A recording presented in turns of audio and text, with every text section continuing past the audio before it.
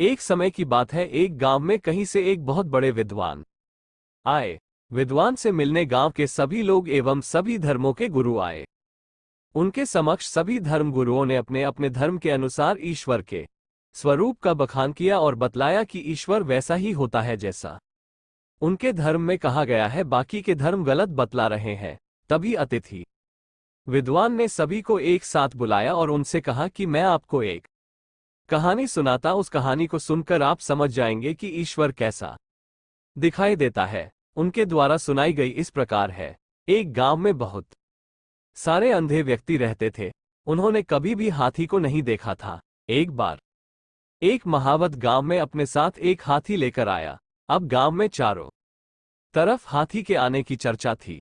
अंधे व्यक्ति हाथी को देख नहीं सकते थे, किंतु वो उसे स्पर्श कर उसका अनुभव लेना चाहते थे।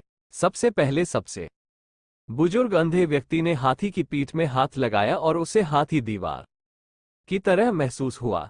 इसके पश्चात दूसरा अंधा व्यक्ति हाथी के पास आया और उसने हाथी के कानों को छुआ, उसे हाथी सूपे के समान प्रतीत हुआ। अब तीसरे अंधे व्यक्ति की बारी आई, उसने हाथी के सिर को छुआ तो उसके हाथ में हाथी की सूंड आई जो उसे कोमल पेड़ के तने के समान प्रतीत हुई।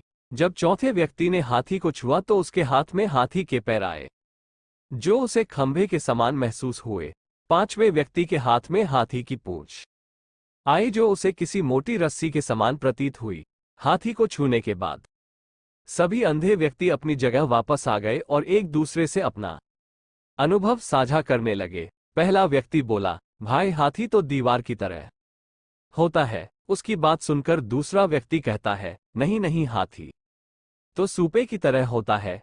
तीसरा व्यक्ति बोला, हाथी ना तो दीवार की तरह होता है ना ही सूपे की तरह, हाथी तो कोमल पेड़ के तने के समान होता है। तीसरे व्यक्ति की बात सुनकर चौथा व्यक्ति बोला, नहीं नहीं, तुम सब गलत बोल रहे हो, हाथी तो खंभे के समान होता है।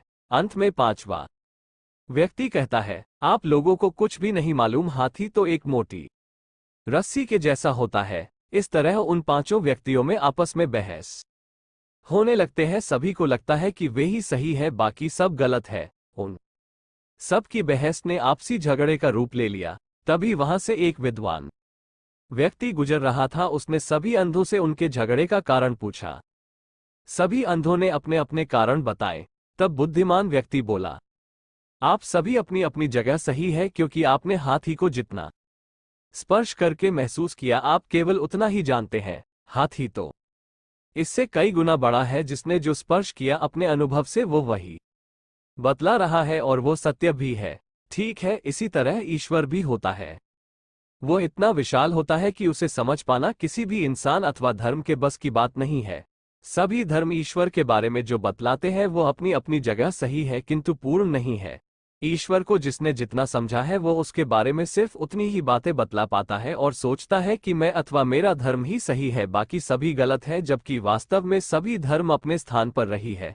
शिक्षा, भगवान कैसे दिखते हैं। कहानी से हमें शिक्षा मिलती है कि सभी धर्म अपनी अपनी जगह सही है, किंतु भगवान के नाम पर लड़ना गलत है।